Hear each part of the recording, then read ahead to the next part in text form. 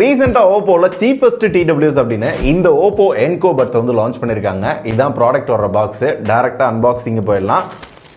உள்ள TWS extra year tips, papers, phone மாதிரியே வர இயர்ஃபோனு கூட சார்ஜிங் கேபிள் கூட கொடுக்க மாட்டாங்க. கேபிள் கிடையாது. இந்த TWS பார்க்கறதுக்கு இப்போ ரீசெண்டாக வர நிறைய TWS மாதிரியே தான் இருக்கும். ஆனால் குவாலிட்டி வைஸ் இந்த பட்ஜெட்டுக்குள்ள நல்லாவே பண்ணியிருக்காங்க. ஃபுல் அண்ட் ஃபுல் வந்து பார்த்தீங்கன்னா பிளாஸ்டிக் தான். இப்போ ஒரு 4 நாள் நான் யூஸ் பண்ண வர பெருசாக ஸ்கிராச்சஸும் கிடையாது. Quality good.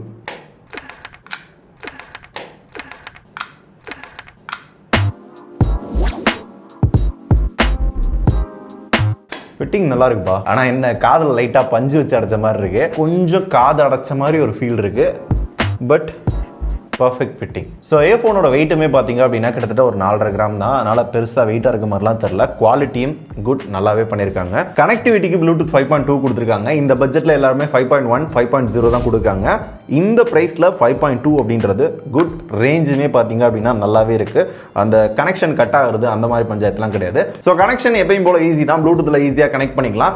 மேபி நீங்கள் ஓப்போ ஃபோன் வச்சிருந்தீங்க அப்படின்னா இந்த மாதிரி ஒரு அனிமேஷன் வரும். இதன் மூலமாக இதில் எவ்வளோ சார்ஜ் இருக்கு ஈஸியாக கனெக்ட் பண்ணுறது. இந்த ஈஸி டு பேர் அப்படின்ற ஒரு விஷயத்தை ஓப்போ போன்ஸ்ல யூஸ் பண்ணிக்க முடியும். அதனால தனியா இதுக்குன்னு ஒரு ஆப் யூஸ் பண்ணனும் அப்படின்ற அவசியம் கிடையாது. டால்பி அட்மாஸ் ஆன் பண்றது, செட்டிங்ஸ் மாத்துறது, அப்டேட் பண்றது எல்லாமே ஓப்போ போன்ல டைரக்டா பண்ணிக்க முடியும். அப்படி இல்லாட்டி என்ன மாதிரி வேற ஏதாவது போன் யூஸ் பண்றீங்க அப்படின்னா ஹே மெலடி அப்படின்ற ஒரு ஆப் இருக்கு. அந்த ஆப் டவுன்லோட் பண்ணி இந்த இயர்போனை கனெக்ட் பண்ணிட்டீங்க அப்படின்னா சோ அப்டேட் பண்றது, எவ்வளவு சார்ஜ் இருக்கு, இந்த ஃபங்க்ஷன்ஸ் மாத்துறது, இது எல்லாத்தையுமே உங்களால ஈஸியா பண்ணிக்க முடியும். அப்புறம் இந்த இயர்போனோட மெயின் ஹைலைட்டே பாத்தீங்க அப்படின்னா gaming mode 80 millisecond low latency வந்து கொடுத்திருக்காங்க. சோ நம்ம மொபைல்ல கேம் விளையாடுறோம் அப்படின்னா அந்த சுடுறது, நடந்து போறது, இந்த ஃபுட் ஸ்டெப், இது எல்லாமே அந்த அளவுக்கு லேட்டாலாம் கேட்கல. கரெக்டா அக்யூரேட்டா கேக்குது. No issue.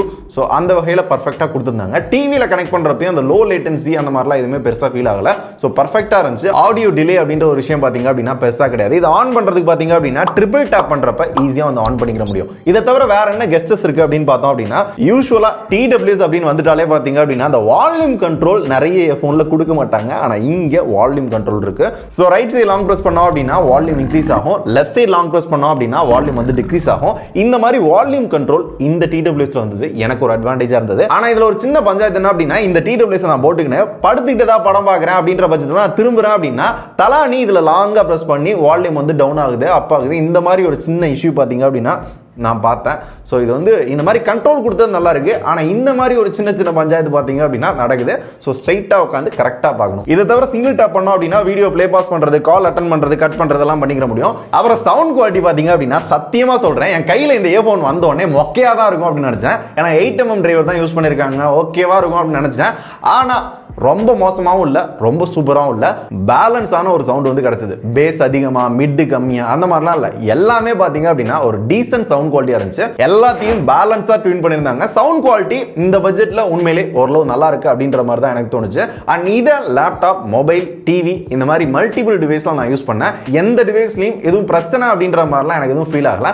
கால் குவாலிட்டி மட்டும் அந்த அளவுக்குலாம் பெருசாக சொல்கிற அளவுக்கு இல்லை, நார்மலாக இருந்துச்சு. IP54 ரேட்டிங் இருக்கு. அதனால நம்மளோட வேறு சின்ன சின்ன தண்ணி படுறப்ப யூசுவலா எல்லா TWS கொடுக்குற மாதிரி இதுலயும் கொடுத்திருக்காங்க. நோ இஷ்யூ, பர்ஃபெக்ட்டா இருந்துச்சு. அண்ட் பேட்டரி அப்படின்னு பார்த்தோம் அப்படின்னா கேஸ்ல 400 mAh கொடுத்திருக்காங்க. அண்ட் இயர்ஃபோன்ல பாத்தீங்க அப்படின்னா 40 mAh கொடுத்திருக்காங்க.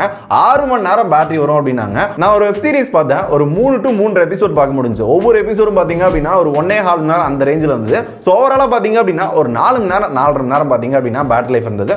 டீசன்ட் பேட்டரி லைஃப் தான். ஸோ ஓவராலா பாத்தீங்க அப்படின்னா இது எல்லாத்துக்கும் சேர்த்து ஒரு விலை அப்படின்னு பாத்தீங்கன்னா 1799 ரூபாய். ஆனா இது குறிப்பிட்ட டைமிங். ஸோ இதுவும் பாத்தீங்க அப்படின்னா இன்ட்ரோடக்ஷன் பிரைசிங் அப்படின்ற மாதிரி தான் கொண்டு வந்திருக்காங்க.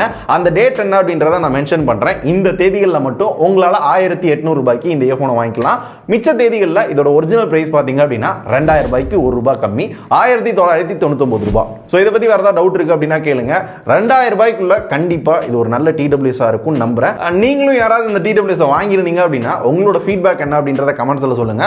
ரொம்ப முக்கியமா ஏதாவது இஷ்யூ இருக்கு அப்படின்னா கூட அந்த கமெண்ட்டை பின் பண்ணி வச்சிடலாம். அவ்வளவுதான் இந்த வீடியோ. டாடா, பை பை, நன்றி, வணக்கம்பா.